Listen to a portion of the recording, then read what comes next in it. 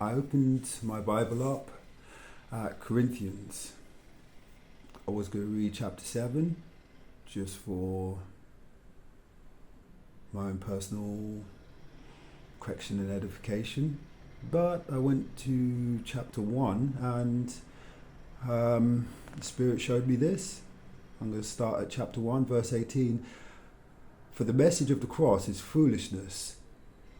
Pay attention to foolishness to those who are perishing, but to us who are being saved.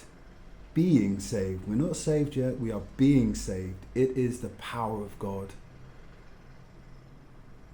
For it is written, I will destroy the wisdom of the wise and bring to nothing the understanding of the prudent. Where is the wise? Where is the scribe? Where is the disputer of this age? Has not God made foolish the wisdom of this world? For since the wisdom of God, since in the wisdom of God, the world through wisdom didn't know God, it pleased God through the foolishness of the message preached to save those who believe. To believe is to obey. To obey His Spirit which was given to us, the Spirit of grace. To obey His commandments, the 10 commandments. To be in covenant. Preach to save those who believe. Verse 22.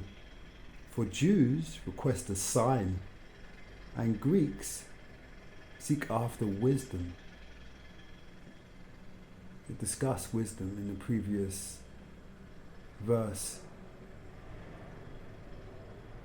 I will destroy the wisdom of the wise and bring to nothing the understanding of the prudent, which is actually a quote from Isaiah 29:14. But the whole of 28 and 29 and 30 gives much more clarity.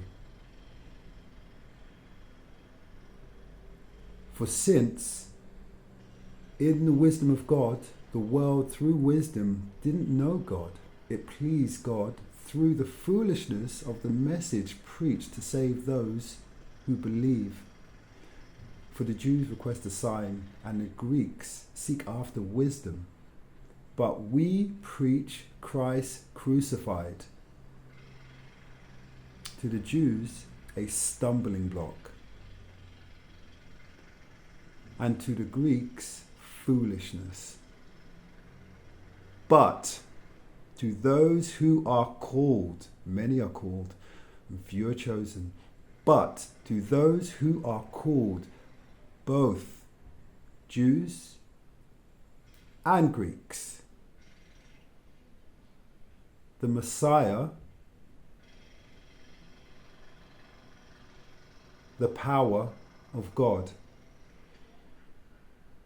But to those who are called, both Jews and Greek, Christ, the power of God and the wisdom of God.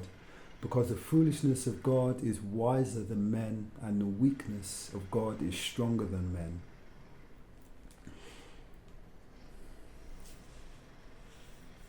Praise Yah.